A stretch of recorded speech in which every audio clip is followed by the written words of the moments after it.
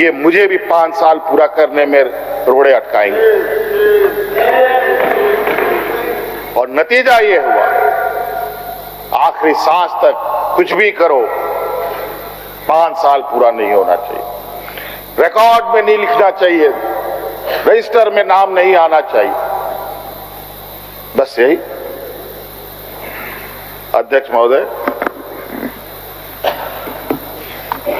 हम लोगों ने सर झुकाकर चलना नहीं सीखा, यही खासियत है आदिवासियों। लेकिन होता है कि सरसों में ही भूत है तो सारा भूत भागेगा का, माफ कीजिएगा, सरसों में ही भूत है तो भूत भागेगा का। यहाँ कुछ भूत ऐसे भी हैं जिसकी वजह से ये कठिनाइयों का सामना करना पड़ता है। बहुत प्रयास हुआ,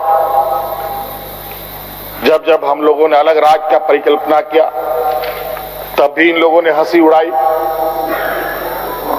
कि आदिवासी लोग अलग राज लेगा। जब हम सत्ता में आए,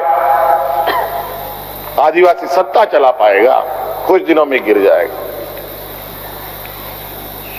मैं हवाई जहाजों में चलता था अध्यक्ष महोदय, उसमें भी इनको तकलीफ। मैं 5 स्टार होटलों में रुकता था, उसमें भी इनको तकलीफ। मैं BMW कार में घूमता हूं, उसमें भी इनको तकलीफ। 10 लाख का सूट वाले तो तकलीफ नहीं है।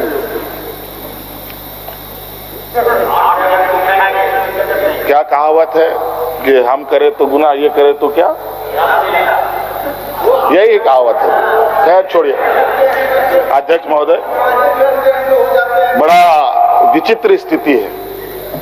अब जो स्थिति दिखाई दे रहा है अध्यक्ष महोदय, कुल मिलाकर झारखंड के परिप्रेक्ष्य के अलावा पूरे देश के पैमाने में अब आदिवासी, दलित, पिछड़ा अल्पसंख्यक सुरक्षित नहीं। विशेषकर झारखंड में तो यहाँ के खनिज संपदाओं को, जो वर्षों से इस पर लोगों की गिद्ध नजर है और आगे भी रहेगी। ये तो हम थे अध्यक्ष महोदय, ये बहुत फूक फूक करके उनको आगे बढ़ना पड़ता था। ये खुला दरवाजे की आदि हो चुके हैं, इनको कोई रोक टोक नहीं कर सकता। जो इनके सामने आएगा वो इसी तरीके के अंजाम से उसको गुजरना पड़ेगा। और इनको लगता है ऐसे अंजाम देने से झारखंड के लोग घबरा जाएंगे। ये आप लोगों की बहुत बड़ी भूल है, और इतनी बड़ी ये भूल होगी तो झारखंड का इतिहास आपको कभी माफ नहीं करेगा। अध्यक्ष महोदय,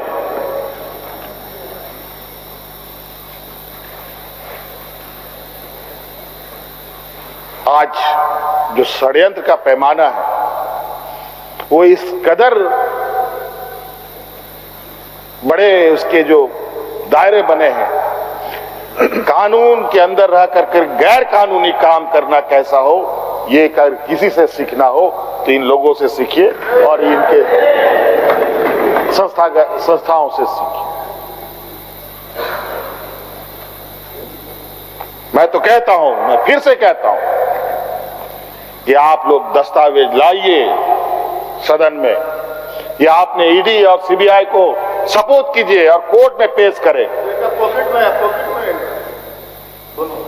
एक भी दस्तावेज अगर आप लोग निकाल के दिखा दे कि हमने 8.5 एकड़ जमीन हड़पी है, तो मैं उसी दिन राजनीति से संन्यास किया, झारखंड छोड़ के चला जाऊं।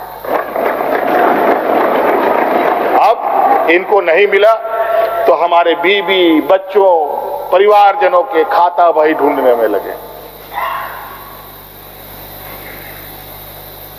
ये पैसा कहां से आया, वो पैसा कहां से आया, ये आया, वो आया।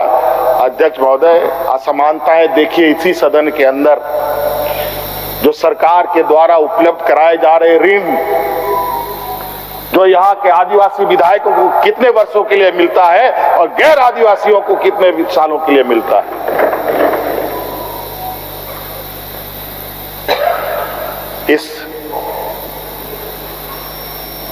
विषय पर गंभीरता से सोचने की आवश्यकता है। देखो, ये बहुत लंबी लड़ाई। आज जिस तरीके से बड़ा मछली छोटा मछली को खा जाता है, सामाजिक व्यवस्था में भी यही कहानी है। एक बड़ी व्यवस्था छोटी व्यवस्था को खाने का हर बरकस प्रयास करती है।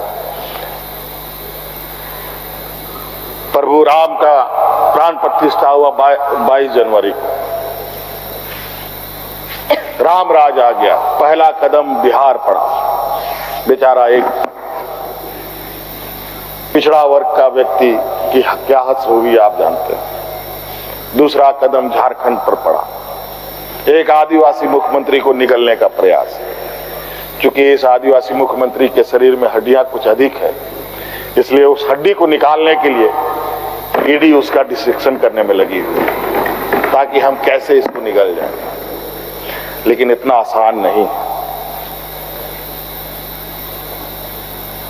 गलती से गले में फंस गया तो पूरा का पूरा हाथड़ी फाड़ के इस वजह से संभल के खाने का कोशिश कीजिएगा। इस वजह से अध्यक्ष महोदय, मुझे कोई गम नहीं कि मुझे आज ईडी ने पकड़ा। जिस तरीके से बंधुदा का सदस्यता लिया, ये आप चुनाव नहीं लड़ सकते। हो सकता है मेरा भी यही असर है। सत्ता लुलुपता के लिए हम लोग कभी नहीं आए अध्यक्ष महोदय। लेकिन ये बात मैं इस सदन में कहना चाहूंगा कि झारखंड मुक्ति मोर्चा का उदय झारखंड के मान सम्मान स्वाभिमान को बचाने के लिए हुआ है। और इस मान सम्मान स्वाभिमान के प्रति जो भी बुरी नजर डालेगा उसको हम मुंह तोड़ जवाब देंगे, चाहे राजनीतिक रूप से हो, चाहे कानूनी रूप से हो, चाहे वो किसी भी जंग मैदान में हो।